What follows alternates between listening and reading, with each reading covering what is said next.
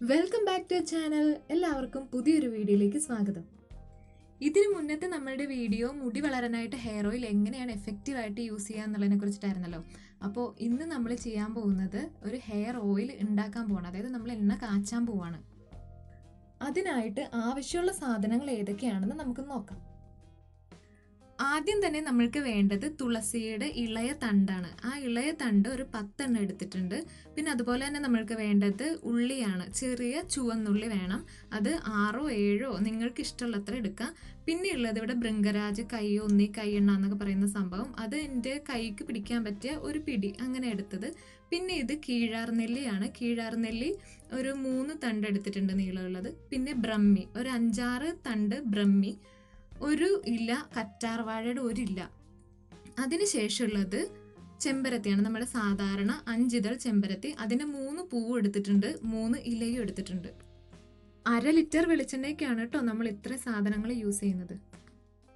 എണ്ണ കാച്ചുന്നതിന് മുന്നേ നമുക്ക് ഇവരെയൊക്കെ ഒന്ന് റെഡിയാക്കി എടുക്കാനുണ്ട്. അതായത് കറ്റാർവാഴയൊക്കെ ഒന്ന് ചെറുതായിട്ട് സ്ലൈസ് ആയിട്ട് അരിയണം. അതുപോലെ തന്നെ ചുവന്നുള്ളിയൊക്കെ ചെറിയ കഷ്ണങ്ങളാക്കി എടുക്കണം. ബാക്കിയുള്ളവരെയൊക്കെ നമുക്കൊന്ന് ചതച്ചെടുക്കണം. അപ്പോൾ നമ്മൾ ഈ സാധനങ്ങളെല്ലാം ഏതെങ്കിലും ഒരു ഇടികല്ലിലോ അല്ലെങ്കിൽ എന്തെങ്കിലും ചതയ്ക്കാൻ പറ്റിയ സ്ഥലത്ത് വെച്ചിട്ടൊന്ന് ചതച്ചെടുക്കണം. നിങ്ങൾക്ക് ചതക്കാൻ ഭയങ്കര മടിയുള്ള ആൾക്കാരാണ്, അല്ലെങ്കിൽ ഭയങ്കര പണിയായിട്ട് തോന്നുന്നുണ്ടെങ്കിൽ മിക്സിയിലിട്ടൊന്ന് ക്രഷ് ചെയ്തെടുക്കാം. എനിക്ക് പക്ഷെ ഞാൻ പണ്ട് തൊട്ട് തന്നെ ഇങ്ങനെ ചെയ്യുന്ന കൊണ്ടിട്ട് മിക്സിയിലിടാനൊരു താല്പര്യമില്ല, അതുകൊണ്ടിട്ടാണ് ഇങ്ങനെ ചെയ്യുന്നത്.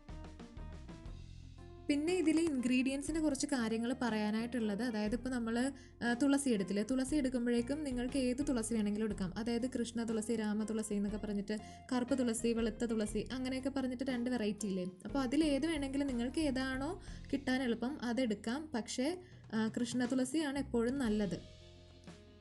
അതുപോലെ തന്നെ കയ്യോന്നിയുടെ ബെനിഫിറ്റ് നമ്മൾക്ക് എല്ലാവർക്കും നന്നായിട്ട് അറിയാവുന്നതാണ്. മുടിയുടെ വളർച്ചയ്ക്ക് ഏറ്റവും കൂടുതൽ ഹെൽപ്പ് ചെയ്യുന്ന ഒരു സാധനമാണ് കയ്യോന്നി എന്ന് പറയുന്നത്.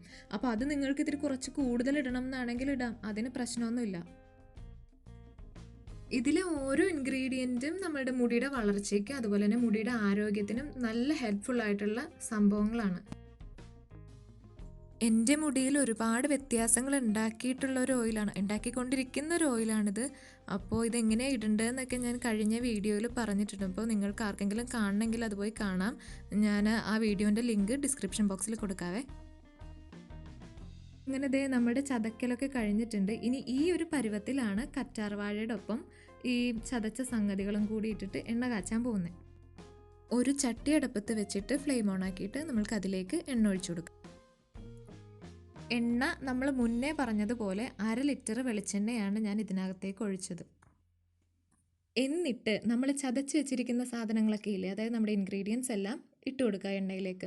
ഇപ്പോൾ എണ്ണ ഭയങ്കരമായിട്ട് ചൂടായിട്ടൊന്നുമില്ല, അതിന് മുന്നേ ഞാൻ ഇട്ട് കൊടുക്കും. കാര്യം എന്താണെന്ന് വെച്ചാൽ ഭയങ്കരമായിട്ട് എണ്ണ ചൂടായിട്ടുണ്ടെങ്കിൽ നമ്മളിപ്പോൾ ഈ നനവുള്ള സാധനങ്ങൾ ഇട്ട് കൊടുത്തിട്ടുണ്ടെങ്കിൽ ഭയങ്കരമായിട്ട് പൊട്ടിത്തെറിക്കും. അതെനിക്ക് പേടിയാണ്. അതുകൊണ്ട് അതിനൊരു റെമഡി ആയിട്ട് ഞാൻ കണ്ടുപിടിച്ചതാണ്, എണ്ണ ഭയങ്കരമായിട്ട് ചൂടാവുന്നതിന് മുന്നേ നമ്മൾ ഈ സാധനങ്ങളൊക്കെ ഇട്ട് കൊടുത്തിട്ടുണ്ടെങ്കിൽ അത്രയ്ക്ക് അത് പൊട്ടിത്തെറിക്കില്ല. ഇതിന് നമ്മൾ അധികം കൂടുതലല്ല ഭയങ്കര കുറവല്ല, അതായത് മീഡിയം ഫ്ലെയിമിൽ വെച്ചിട്ട് നന്നായിട്ട് കാച്ചി എടുക്കണം. ഇതൊരു മീഡിയം ഫ്ലെയിമിൽ വെച്ചിട്ട് കരിഞ്ഞു പോവാതെ ഇടയ്ക്കൊന്ന് ഇളക്കി കൊടുക്കണം.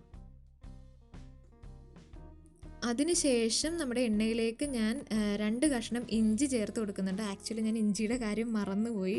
കാച്ചിക്കൊണ്ടിരിക്കുന്ന സമയത്താണ് അയ്യോ ഇഞ്ചി ഇട്ടില്ലല്ലോ എന്ന് ഓർത്തത്. അപ്പം ഇഞ്ചി നമ്മളുടെ തലയിൽ ബ്ലഡ് സർക്കുലേഷൻ കൂട്ടാൻ വേണ്ടി സഹായിക്കുന്ന ഒരു സംഗതിയാണ്.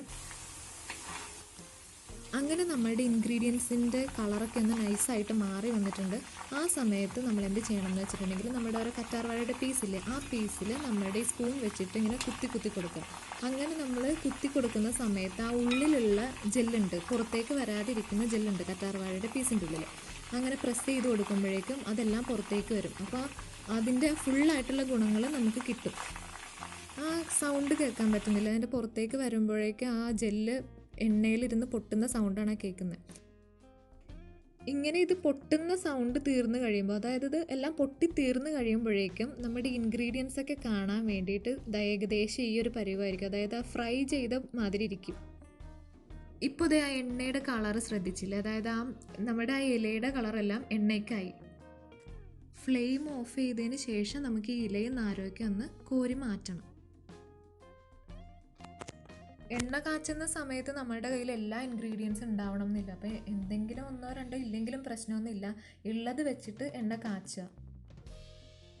ഇപ്പോൾ കറ്റാർ വാഴയുടെ ഗുണങ്ങളൊക്കെ എല്ലാവർക്കും തന്നെ അറിയാവുന്നതാണ്. അതായത് സ്കിന്നിനും ഹെയറിനും ഒക്കെ ഉള്ള അതിൻ്റെ ബെനിഫിറ്റ്സ് എല്ലാവർക്കും അറിയാവുന്നതാണ്. അതുപോലെ തന്നെയുള്ളതാണ് നമ്മുടെ ബ്രഹ്മി.